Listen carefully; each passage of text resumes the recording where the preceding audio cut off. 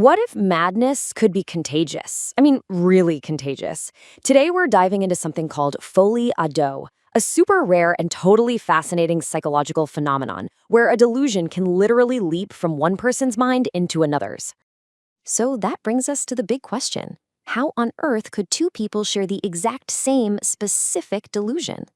To get our heads around that, we need to look at a true story that is so bizarre it sounds like something straight out of a movie. So, let's go back to May of 2008.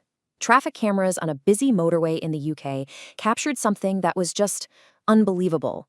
And at the center of it all were two Swedish twin sisters, Ursula and Sabina Eriksson. The footage is just wild. You see Ursula suddenly run straight into the side of a massive truck.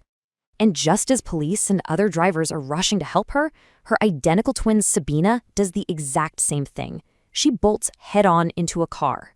Now, miraculously, they both survived. But that bizarre, perfectly synchronized behavior was a huge red flag that something much, much deeper was going on.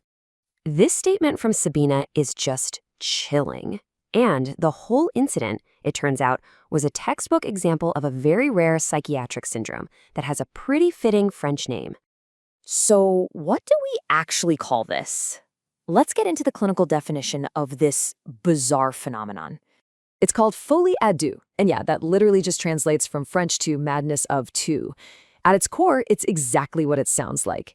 A delusion, a belief that's totally fixed, even when you see evidence to the contrary, gets transmitted from one person to another. Now, folie à deux is definitely the most famous name, but it's not the only one. Over the years, psychiatry has called it shared psychosis, or induced delusional disorder. And this just goes to show you it's a recognized, real condition that people have been studying for a long, long time. But here's what's really interesting. How our thinking about this has changed. In the latest diagnostic manual, the DSM-5, folie à deux isn't listed as its own separate disorder anymore. Instead, it's seen as a key feature within other delusional disorders.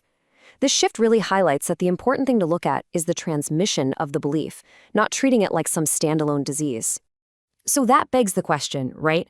How does a delusion actually get transmitted? It's not magic or telepathy. It's a very specific, very powerful psychological dynamic.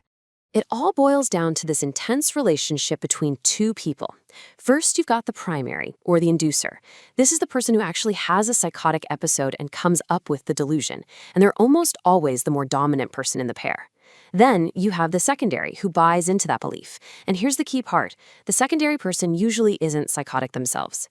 They're just often more passive, more dependent, and really susceptible to the inducer's influence. And listen, this stuff doesn't just happen in a vacuum. It takes like a perfect storm of conditions. The biggest one is social isolation. If the two people are cut off from friends, family, any outside perspectives, there's nobody there to say, hey, wait a minute, that sounds crazy. You add in a ton of stress, maybe a genetic predisposition for mental illness, and bam, you've got the recipe for a shared madness.